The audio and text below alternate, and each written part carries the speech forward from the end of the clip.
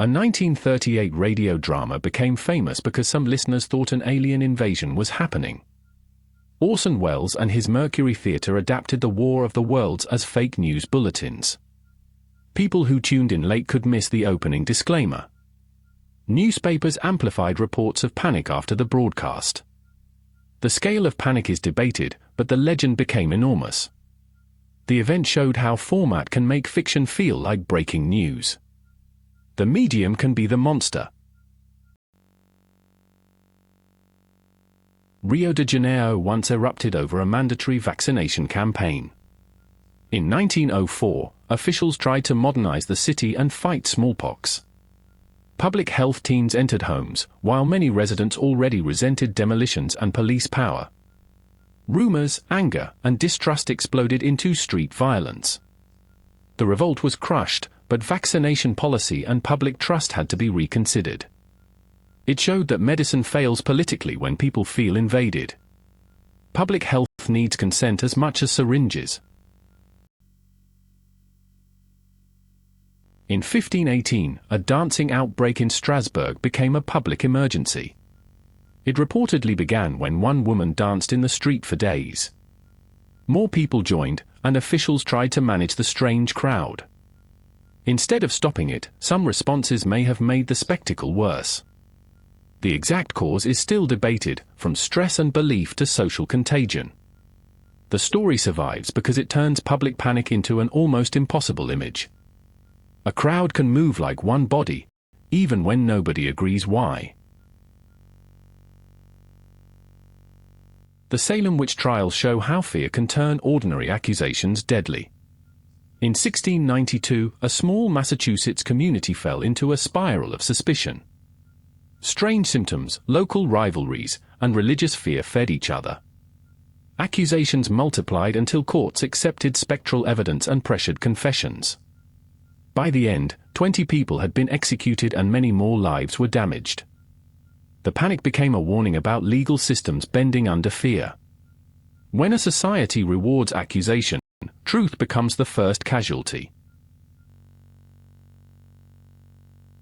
Philadelphia held a huge parade during the 1918 flu pandemic, and the timing was disastrous. City leaders wanted to promote war bonds despite rising influenza cases. Crowds packed the streets for the Liberty Loan Parade. Within days, hospitals were overwhelmed and deaths surged. The parade became a public health cautionary tale. It showed how one civic spectacle can accelerate invisible danger. A crowd can cheer for victory while carrying the next crisis home. The plague of Justinian struck the Byzantine world while an emperor was trying to restore Rome. In the 540s, plague reached Constantinople and other parts of the empire. The disease killed huge numbers and disrupted armies, taxes, and trade. Emperor Justinian himself reportedly became ill but survived. Historians debate exactly how much it weakened imperial ambitions. The outbreak showed that microbes can interrupt grand strategy. Empires plan campaigns, disease opens a second front. The Great Plague of London entered streets before the Great Fire changed the city again. In 1665, bubonic plague spread through London during a hot, fearful year. Houses were shut up, businesses slowed, and death carts became part of daily life. Thousands fled if they could, while the poor were often trapped. The epidemic faded before the 1666 fire reshaped London physically. Together, plague and fire made the city feel punished and remade. Some years do not become history, they become warnings.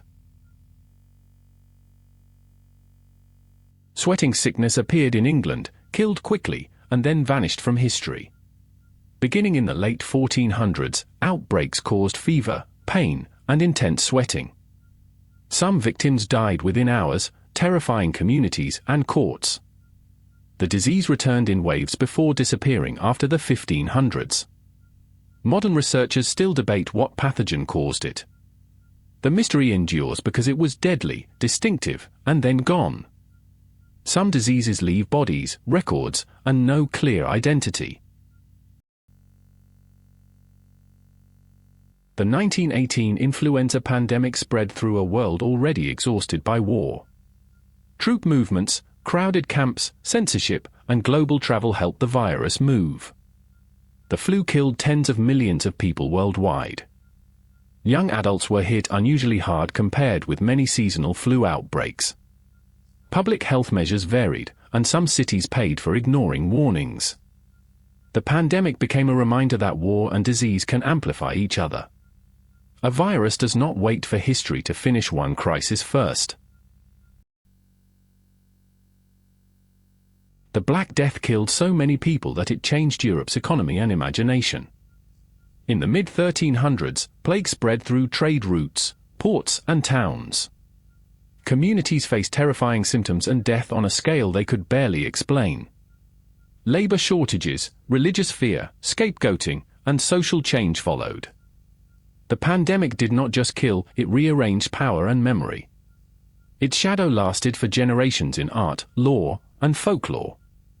Disease can be an event and an era at the same time.